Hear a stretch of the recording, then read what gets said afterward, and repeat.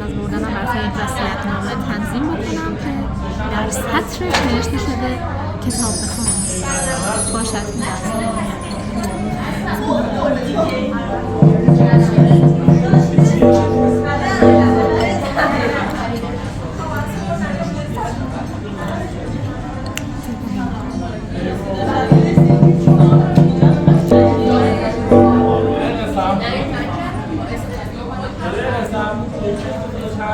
یه طعم خاصی داره که نمیدونم چیه.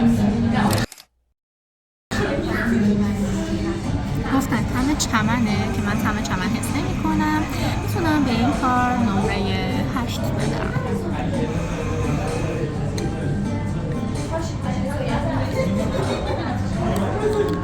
من یه قلوب هم بخورم.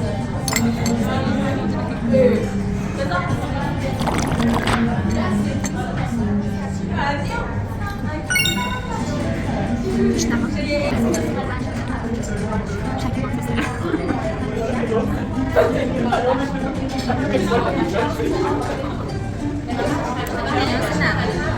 اینم هست.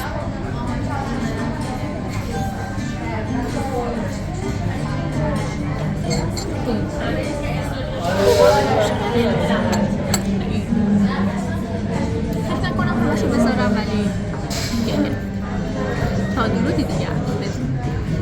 خب جهت رفع ابهام بهتون بگم که اول کار وقتی که خوردم یک طعم خیلی آشنایی برام داشت ولی نمیدونستم چه طعمیه و به شدت دنبال اون طعم چمن و حنایی بودم که بهم گفته بودم، اما حقیقتا دوست داشتم.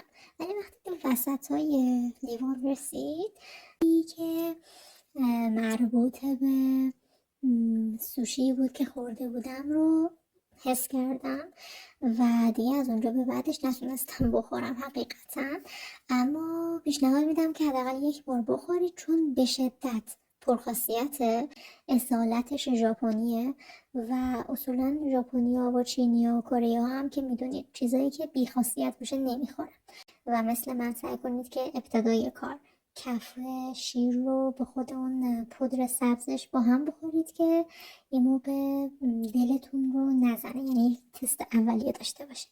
دیگه هم همین، هر سوالی که داشتید بپرسید جوابتون میدم.